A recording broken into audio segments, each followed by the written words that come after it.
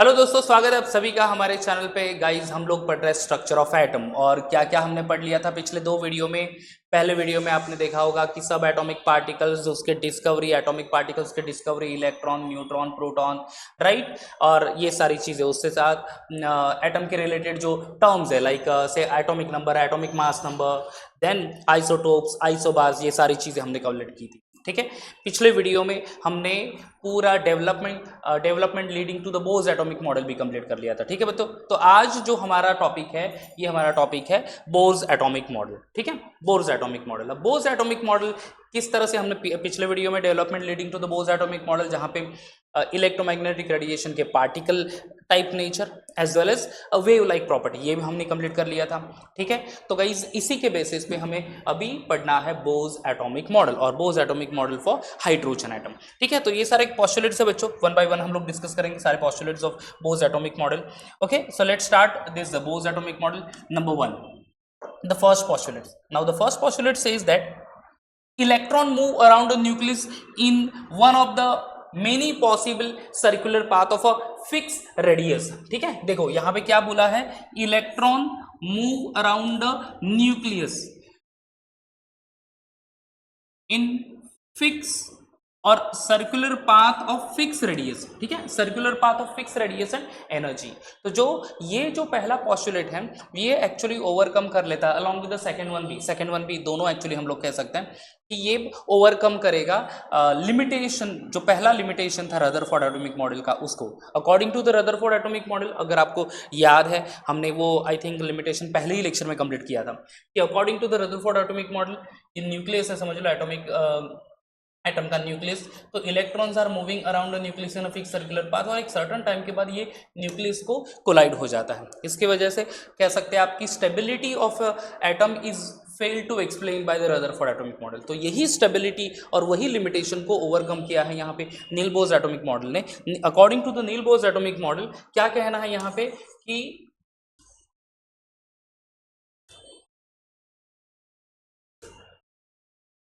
Just a minute, so the Niels Bohr atomic model says that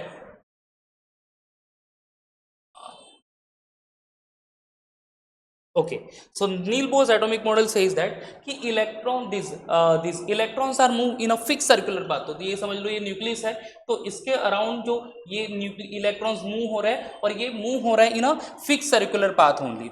ठीक है, and this fix circular path do have a fix radius as well as fix energy. तो जो circular path है, इसको orbit कहते हैं हम लोग, तो उसकी एनर्जी भी फिक्स है, उसका रेडियस भी फिक्स है। ठीक है, तो ये पहली चीज कही है। Okay, that is one thing. Now this circular path, this path are called as a stationary phase or allowed energy states. So that is given over there. तो ये उसने नाम दे दिया, ऑर्बिट नाम दे दिया हम, या फिर स्टेशनरी स्टेट्स, या फिर अलाउड एनर्जी स्टेट, ये नाम दे दिया है, राइट। ये पहला पॉस्टुलेट है। देखो तो सेकंड पॉस्टुलेट क्या है। Now what is the second postulate? The second postulate says that the energy of an electron in the orbit does not change with time. ठीक है, ये सबसे बड़ी बात है ये नील बोर्स एटॉमिक मॉडल की, क्योंकि रदरफोर्ड एटॉमिक मॉडल में क्या कहा था कि से इलेक्ट्रॉन, ये न्यूक्लियस है, तो इलेक्ट्रॉन मूव हो रहा है, और एक सर्टेन टाइम के बाद ऐसे कोलिजन हो रहा है, एंड ड्यूरिंग द से revolution around the nucleus the electron releases the energy also, small amount of energy वो रिलीज भी करता है। बट ये यहाँ पे डिनाई कर दिया है बोर्स एटॉमिक मॉडल ने। बोर्स एटॉमिक मॉडल का कहना है कि energy of an electron in the orbit does not change. ठीक है, एनर्जी चेंज नहीं होगी। Okay, so the energy of an orbit does not change with the time, however the electron move from higher to lower energy level. ठीक है, तो यानी electron lower से higher energy level या हायर से lower energy level में move हो सकता है, बट इलेक्ट्रॉन की एनर्जी विद टाइम चेंज नहीं होगी। अंडरस्टूड। तो जो रदरफोर्ड एटॉमिक मॉडल का जो फर्स्ट पॉस्टुलेट्स है, फर्स्ट लिमिटेशन है, जो कि अराउंड न्यूक्लियस इलेक्ट्रॉन रिवॉल्व हो रहा है, और रिवॉल्यूशन के साथ साथ वो एनर्जी भी रिलीज हो रहा है, और रिलीज करने की वजह से ये सर्टेन टाइम के बाद वो इलेक्ट्रॉन कोलाइड हो जाएगा टू द न्यूक्लियस। ठीक है, तो ये डिनाई कर दिया with this two first postulates of Bohr's atomic model. So first postulate says that the electron moves in a fix circular path, and this fix circular path have fix radius and fix energy. And second one, during the revolution the energy of electron in the orbit does not change, energy change नहीं होगी। हाँ, ये possible है कि electron में absorb the energy outer कहीं से from the atmosphere में absorb in the form of a heat, तो इसके वजह से इलेक्ट्रॉन लोअर एनर्जी से यानी फर्स्ट ऑर्बिट से सेकंड ऑर्बिट में जा सकता है, जंप कर सकता है, या फिर जब एनर्जी इमिट करेगा तो सेकंड ऑर्बिट से फर्स्ट ऑर्बिट में वो आ सकता है वापस से। तो ये एक दो चीजें पॉसिबल है, लोअर एनर्जी से हायर एनर्जी में जाना या हायर एनर्जी से लोअर एनर्जी में वापस आना by the absorption of energy और इमिशन ऑफ एनर्जी। ठीक है बच्चों, तो ये एक पॉसिबल है। ठीक है, अब ये जो स्टेशनरी स्टेट्स है I am sorry, stationery state यानी क्या सर्कुलर पाथ, सिंपली क्या है तो ऑर्बिट। तो ये स्टेशनरी स्टेट्स हैं, these are differ in energy by delta E.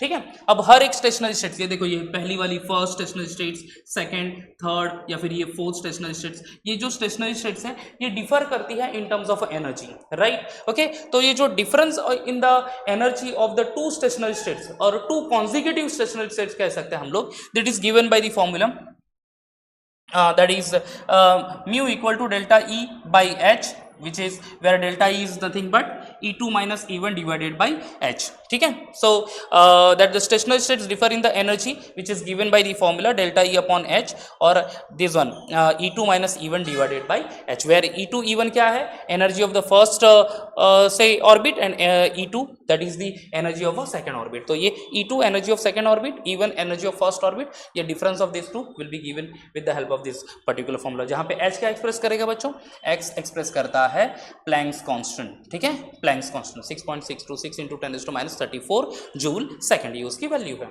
Right. Okay, तो देखो फर्स्ट पोस्टुलेट्स, इलेक्ट्रॉन मूव हो रहा है फिक्स सर्कुलर पाथ में, उस फिक्स सर्कुलर पाथ को क्या कहा है बच्चों, कहा है orbit. Stationary states area allow energy states while revolving in a fix circular path, electron does not change the energy but may be possible कि इलेक्ट्रॉन एनर्जी एब्जॉर्ब करेगा या फिर इमिट कर सकता है, एंड अकॉर्डिंगली इलेक्ट्रॉन में jump from lower to higher energy level और higher to lower energy level, ये एक possible. Stationary states is differ in the energy, okay sir, the difference in energy is also given over there. ठीक है, ये एक postulate यहाँ पे है। Now next one is the angular momentum of an electron in a given stationary states can be express as, ठीक है, angular momentum यानी क्या, revolution of a electron in a fix circular path, right. तो electron move हो रहा है in a fix circular path, जो तो वो rotation of electron in a fix circular path, that is called as angular momentum. तो angular momentum अगर electron का हमें फाइंड आउट करना है तो फिर कैसे फाइंड करेंगे, with the help of this formula, that is mvr is equal to m into h upon 2π, where m ये क्या एक्सप्रेस करेगा बच्चों, m होता है mass of an electron, v is the velocity, r is what, r is the radius of the stationary states, यानी देखो ये first stationary states, second stationary states, third, fourth, so इसकी रेडियस जिसकी ज्यादा क्लोजर रेडियस होगी accordingly speed कम ज्यादा हो सकती है, अंडरस्टूड, इलेक्ट्रॉन की। And n that is the principal quantum number only, ठीक है, प्रिंसिपल क्वांटम नंबर कौन सा, फर्स्ट, सेकंड, थर्ड, फोर्थ, जो मैंने कहा k shell, l shell, m shell, n shell बोलते हैं हम लोग, तो k यानी फर्स्ट, l यानी दिस वन सेकंड, ठीक है, this way, h Planck's constant, and pi का तो वैल्यू पता ही है बच्चों आपको, फिक्स है 3.142, ठीक है बच्चों। तो ये फोर्थ हमारा पोस्टुलेट हो गया, अंडरस्टूड। तो ये जो चार मेजर पॉइंट है बोज एटॉमिक मॉडल के, इलेक्ट्रॉन मूव हो रहा है around a nucleus in a fix circular path during revolution, and electron do not change the energy but may absorb or release the energy, and based on that the jumping of electron from lower energy to higher energy to lower energy is possible over there. stationary states का जो difference है, energy difference है, it is given over there.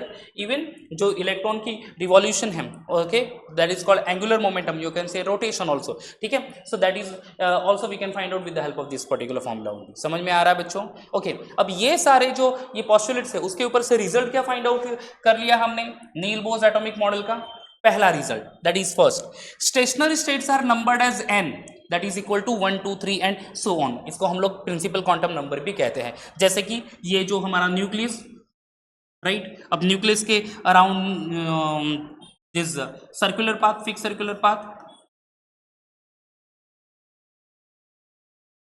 ठीक है, तो according to this one हम लोग कह सकते हैं कि here the stationary states are numbered as 1 2 3 4, ठीक है, ये यानी ये 1, ये 2, ये 3 4 ऐसे स्टेशनरी स्टेट्स है। तो first stationary states, second stationary states, third, fourth, उसको हम लोग कहते हैं प्रिंसिपल क्वांटम नंबर भी, ठीक है, और डिनोट किया जाता है with the n, that is first reason. Second one, the radius of the stationary states. अब देखो रेडियस क्यों बच्चों, क्योंकि देखो डिस्टेंस जो है ये डिफरेंट है, ठीक है, distance that is different over here. कैसे, अब यहाँ से पहली ये न्यूक्लियस और ये फर्स्ट शेल, न्यूक्लियस और ये सेकंड शेल, न्यूक्लियस और ये थर्ड शेल, ये न्यूक्लियस और ये फोर्थ शेल। तो देखो 1 2 3 4 थोड़ा सा न्यूक्लियस से दूर दूर दूर चला जा रहा है, तो ये distance between nucleus and the stationary states is different, ठीक है। So here the radius of the stationary states is can be find out with the help of formula Rn is equal to n square into a nought, जहां पे r express करेगा radius, n यानी the principal quantum number, आप क्या लिख सकते हैं R1 R2 R3 this way only, ठीक है। R1 यानी radius of first stationary states, R2 यानी radius of second stationary states this way, n square that is principal quantum number, and a nought क्या है बच्चों, ए नॉट ये fix number है that is 52.9 picometre. अगर मुझे first stationary states की value find out करनी है तो मैं बेस्ड ऑन फॉर्मूला क्या लिखूंगा, R1 is equal to Rn है ना, तो n is equal to 1, here also n is equal to 1, so 1 square into 52.9, तो ये आ जाएगा ओवरऑल 52.9 पिकोमीटर, जो तो radius of first shell is definitely 52.9 picometre. इस तरह से हम लोग रेडियस फाइंड आउट कर सकते हैं, राइट। उसी तरह से सेकेंड वन, तो यहाँ पे R2 is equal to 2 square into 52.9, 2 square यानी कितना आ जाएगा 4 इंटू 52.9 समथिंग अराउंड कितना आता है, आई थिंक सो 216 समथिंग जो वैल्यू पिकोमीटर में आ जाएगी बच्चों। तो इस तरह से हर एक स्टेशनरी स्टेट्स का यानी हर एक सर्कुलर पाथ का, हर एक ऑर्बिट का से उसका हम लोग रेडियस फाइंड आउट कर सकते हैं यहाँ पे, understood by this formula only. तो ये भी एक रिजल्ट में आ जाएगा बच्चों। नेक्स्ट जो चीज है that is energy of the stationary states is given by, okay, हर एक जो स्टेशनरी स्टेट्स है यानी ये जो सर्कुलर पाथ है उसकी एक इंडिविजुअल एनर्जी रहेगी, ठीक है। तो एनर्जी कैसे फाइंड आउट करेंगे स्टेशनरी स्टेट्स की, so the energy of the stationary states is given by the formula E1 is equal to minus RH into 1 upon n1 square, जहां पे E यानी एनर्जी, 1 यानी first stationary state, second E2 होगा तो second stationery state this way, RH ये है बच्चों रेबर्ग constant है, रेबर्ग कांस्टेंट का वैल्यू फिक्स है 2.18 इंटू 10⁻18 जूल ओनली, ठीक है। एंड n यानी क्या बच्चों, n यानी वही प्रिंसिपल क्वांटम नंबर, अगर E1 है energy of first stationary state तो यहाँ पे भी आ जाएगा n is equal to 1 over there. तो this way this is the formula which find out which help actually to help us to find out the energy of the stationary states. तो ये stationary states या फिर orbit की जो energy find out करनी है ये फॉर्मूले से हम लोग कर सकते हैं, ओके। नेक्स्ट वन, तो यहाँ पे फॉर एग्जांपल भी दिया है कि जैसे E1 फाइंड करना है फर्स्ट स्टेशनरी स्टेट्स की energy minus 1.28 into 10⁻18 into 1 upon 1 square, तो ये देखो माइनस 2.18 इंटू 10⁻18 जूल, ठीक है। ये किसके लिए होगा, ग्राउंड स्टेट, ग्राउंड स्टेट यानी क्या, n इज इक्वल टू 1, पहला प्रिंसिपल क्वांटम नंबर यानी पहली शेल। सेकंड शेल की एनर्जी फाइंड आउट करनी है तो E2 is equal to minus 2.18 into 10⁻18 1 upon n square, 1 upon 2 square, second shell है इसकी वजह से 2 स्क्वायर यानी क्या हो जाएगा दैट इज 4, ठीक है। तो 2.18 इंटू 10⁻14 इंटू 1 अपॉन 4, तो ये आ जाएगी उसकी माइनस 0.545 इंटू 10⁻18 क्या है बच्चों, joule, that is the energy of the second stationery state. तो इस तरह से ये एनर्जी में वेरिएशन होता जाएगा जैसे जैसे हम लोग प्रिंसिपल क्वांटम नंबर यहाँ पे प्लेस करते जाएंगे, ठीक है। तो एनर्जी फाइंड आउट कर सकते हो उस सर्कुलर पाथ की, ठीक है। रेडियस फाइंड आउट कर सकते हैं सर्कुलर पाथ की with the help of a Bohr's atomic model. This theory can also be applied to the से आयंस ऑल्सो, आयंस के लिए भी हम लोग, ये तो न्यूट्रल एटम के लिए सारी हो गया कि न्यूट्रल एटम का अगर है तो उसके स्टेशनरी स्टेट्स कितने हैं वो फाइंड कर सकते हैं, उसका रेडियस, उसकी energy of the stationary states. अगर कोई आयन है, आयन मतलब क्या बच्चों, जब भी न्यूट्रल एटम इलेक्ट्रॉन डोनेट करेगा या इलेक्ट्रॉन एक्सेप्ट करेगा वो आयोनिक फॉर्म में कन्वर्ट हो जाएगा, राइट। इलेक्ट्रॉन डोनेट करेगा तो क्या होगा, कैटायन, इलेक्ट्रॉन एक्सेप्ट करेगा तो क्या होगा, एनायन। कैटायन को डेफिनेटली होता है पॉजिटिव चार्ज और एनायन को क्या होता है बच्चों, नेगेटिव चार्ज, राइट। तो अगर कोई आयंस है और उसके सर्कुलर पाथ हमें फाइंड आउट करनी है, उस सर्कुलर पाथ की एनर्जी हमें फाइंड आउट करनी है, रेडियस फाइंड आउट करनी है, तो भी हमें ये बोर्स एटॉमिक मॉडल हेल्प करता है बच्चों। किस तरह से, देखो this theory can be applied to the He plus ion, helium का +1 charge, Li2 plus ions, Be3 plus ions and so on. किस तरह से, energy of this ions is given by the formula, ठीक है। ये फॉर्मूला किसके लिए है, ये एनर्जी है for the stationary states of a say atom, ठीक है, to get the energy of a stationary states of a neutral atom. But अगर वही आयंस है तो उसके लिए थोड़ा सा फॉर्मूले में चेंजेस है, like En is equal to minus 2.18 into 10⁻18 z square upon n square joule, ठीक है। जहां पे En यानी definitely energy of that stationary states of that of that ions, may be first, second, third, fourth ये होगा। Z यानी क्या, atomic number of that ion, यानी एलिमेंट का एटॉमिक नंबर, एंड n यानी डेफिनेटली प्रिंसिपल क्वांटम नंबर। ठीक है बच्चों, okay. Radius of that stationary states of the ion is given by the formula Rn is equal to 52.9 n square divided by z, जहां पे n यानी वही principal quantum number होगा, first shell होगा, second shell होगा, third या फिर fourth shell, and z यानी atomic number of that ion. ठीक है, समझ में आ रहा है बच्चों? तो ये इस तरह से हम लोग स्पेसिफिक आयन है तो उसकी भी जो सर्कुलर पाथ है या अलाउड एनर्जी स्टेट्स या फिर सिंपली कहे ऑर्बिट, तो उसकी एनर्जी फाइंड आउट करना, तो एक सेपरेट फॉर्मूला दिया है, रेडियस फाइंड करने के लिए भी सेपरेट फॉर्मूला दे दिया है। तो don't be confuse in this two C and D point. C जो पॉइंट है एनर्जी फाइंड करने के लिए न्यूट्रल एटम के लिए है, energy of the circular path of neutral atom, और ये energy of the circular, we can find out the circular path, और आप कह सकते हैं orbit of the ions, and this is the formula to find out the radius of that circular path which present in a ion. Understood? Okay, now last जो result है that is the velocity of the electron can also be calculated from the Bhoj theory. तो बोज theory से हम लोग velocity, electron की velocity भी हम लोग फाइंड आउट कर सकते हैं। ठीक है, तो ये सारे रिजल्ट है बच्चों। क्या है कि first thing is the result of this stationary states, number दे दिया है 1 2 3 4 स्टेशनरी स्टेट्स की रेडियस हम लोग फाइंड आउट कर सकते हैं, स्टेशनरी स्टेट्स की हम लोग एनर्जी फाइंड आउट कर सकते हैं। ठीक है, एंड देन अगर कोई आयन है तो उस आयंस में जो स्टेशनरी स्टेट्स है उसकी एनर्जी एंड उसके रेडियस भी हम लोग यहाँ पे फाइंड आउट कर सकते हैं। Lastly we can also find out the velocity of the electron. ठीक है, चलो अब ये तो सारी चीजें हैं, हम लोगों ने पढ़ा कि बोज एटॉमिक मॉडल तो सुपीरियर ही है, लग ही रहा है फिलहाल कि थॉमसन्स एटॉमिक मॉडल हो गया या फिर नील बोज एटॉमिक मॉडल हो गया, उससे तो थोड़ा सुपीरियर है, no doubt about that, but फिर भी इस पर्टिकुलर मॉडल में भी कुछ लिमिटेशंस है बच्चों। तो ये लिमिटेशंस भी हम लोग आज क्लियर कर लेते हैं। क्या लिमिटेशंस है?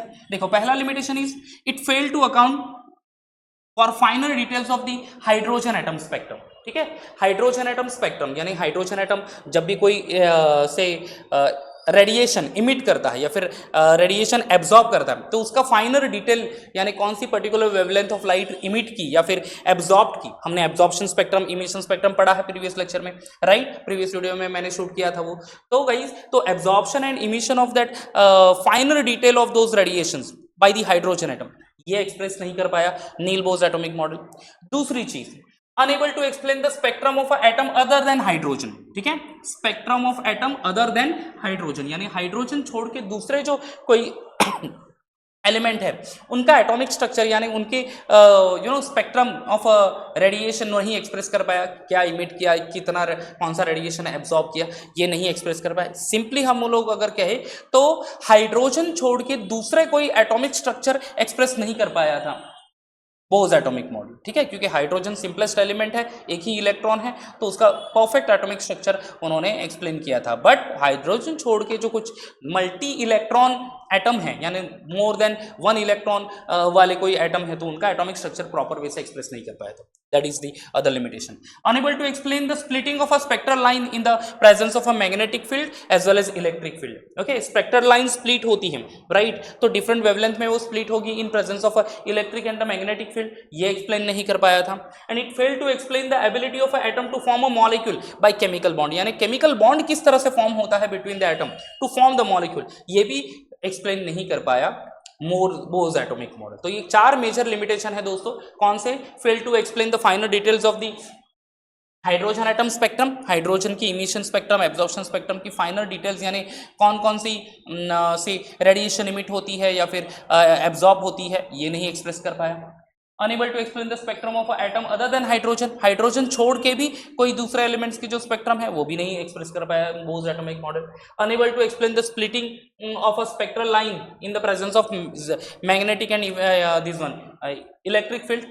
And finally fail to explain the formation of chemical bond. Simply chemical reaction होता है तो उसमें केमिकल बॉन्ड कैसे फॉर्म होगा, जिसमें दो या दो से ज्यादा एटम कंबाइन होकर मॉलिक्यूल फॉर्म होता है, तो फॉर्मेशन ऑफ मॉलिक्यूल ये एक्सप्रेस नहीं कर पाया। और इसी के लिए फिर हमें आगे और एक थियरी पढ़नी है जो कि होता है क्वांटम एटॉमिक मॉडल।